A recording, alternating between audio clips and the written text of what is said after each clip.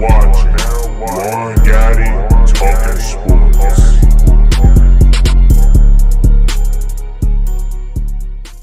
YouTube, what's going on? It's Juan Gotti here with yet another Washington football team video, and in today's video I want to go over a couple quarterbacks that could possibly be taken by Washington in day 2 or day 3 of the draft. So without further ado, let's get straight into today's video. But before we do, make sure you guys go down below, leave a like on this video, subscribe if you're new, and turn on post notifications so you get notified when I upload a video about the NFL, in this case our Washington football team.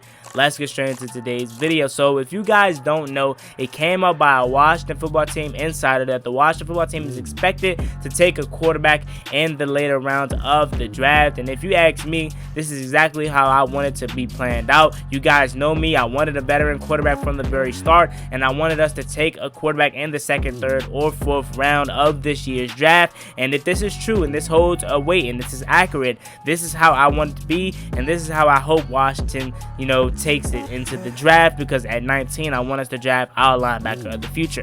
So like I said, I put together a little list, a couple quarterbacks that could possibly be at Washington's draft pick in the later rounds, and whether I like them or not, I just put them on this list. It's just a couple. Some one on my list in no particular order is quarterback Ian Brooks from Notre Dame. I really like Ian Brooks because honestly he reminds me of Taylor Heineke. He's 6 foot, not very tall, and honestly he's not afraid to ball. You know what I'm saying? And if you look at his film, he's putting his body on his line. You know what I'm saying? He's extending plays with his legs. He's able to throw the ball with good touch and good accuracy. He has decent arm strength, able to push the ball down the field with, once again, accuracy. So I really like Ian Brooks, and like I said, he reminds me of Taylor Heineke because they're both small, but they're not afraid to go out there and ball, put their body on the lines, extend plays, as you guys know. Now the concern with Ian Brooks is obviously his size. He's 6 foot, he's small, and you don't know how durable these guys can be in the league. And me comparing him to Taylor Heineke as far as the injury goes, and him being 6 foot just like Ian Brooks,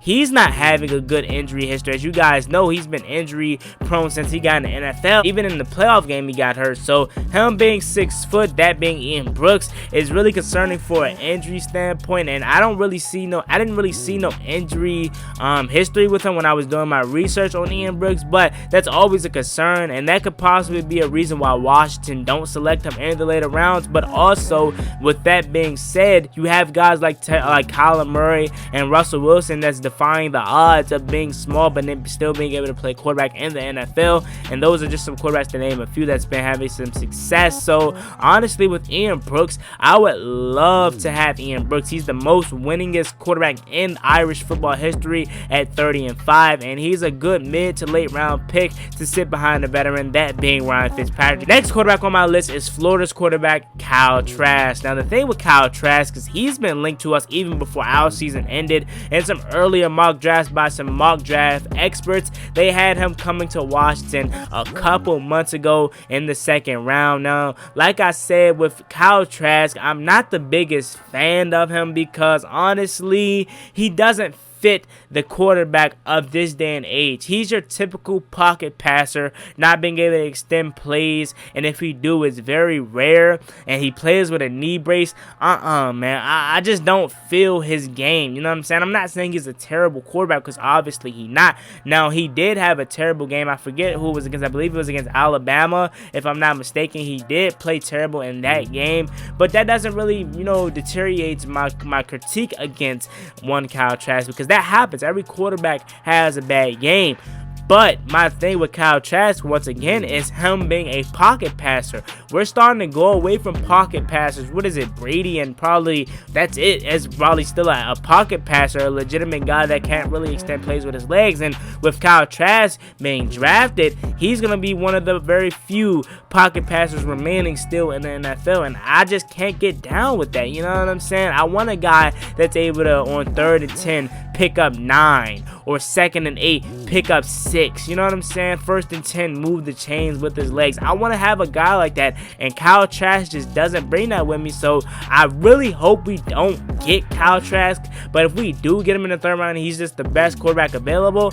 Once again, as you guys know me, I might not like the pick at first, but it's gonna take time for him to grow on me. So Kyle Trask is a no-go for me, but he's seeming like the more realistic option. Next quarterback on my list is Kellen Mond from Texas A&M. Kellen Mond, similar to Ian Brooks, I really like him, man, and the reason for that is because of the ability to extend plays with your legs, ability to have a vertical offense, man. I can just see Scott Turner having so much fun with these guys. And some of you guys that like pocket passing quarterbacks still, you guys don't understand what you can do with having the ability to have a quarterback that can extend plays with his legs. It's like having another running back in the backfield. And the same with Ian and Kellen Mond. Now Kellen Mond, the thing with him that's not really, you know, a bad thing per se, but it's a thing that has to get worked on, is his arm strength. He doesn't have bad arm strength, but he isn't one of the strong quarterbacks, if you know what I mean.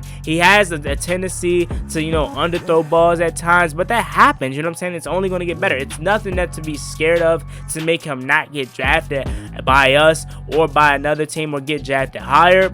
But the thing is, you would like a quarterback with a strong arm, but that's something that can be worked on. Some mock draft has Kellen Mond getting drafted in the first round. It's been reports that he could be this year's Dak Prescott, where he slept on, but in other drafts, like I just said, some people have him falling to the first round. So I don't know where this guy's exact draft stock is, because it's all over the place at this moment. So like I said, if he falls to us in the second or third round, I would not mind him. Man, he's electrifying, man. If you guys watch his highlights, similar to Ian Brooks, he brings another aspect to the game and makes you that much more scarier as an offense. Once again, you guys just know I don't like pocket passing quarterbacks, and he is far from that. Next guy on my list is quarterback Davis Mills from Stanford. He's another late round guy that I could see being a future franchise quarterback. He's a sound guy. He has good mechanics, and he has the ability to extend plays with his legs. And honestly, once again, that's my sell for a quarterback. Obviously, I want a quarterback that's able to throw the ball well and have good mechanics, but my biggest thing is the ability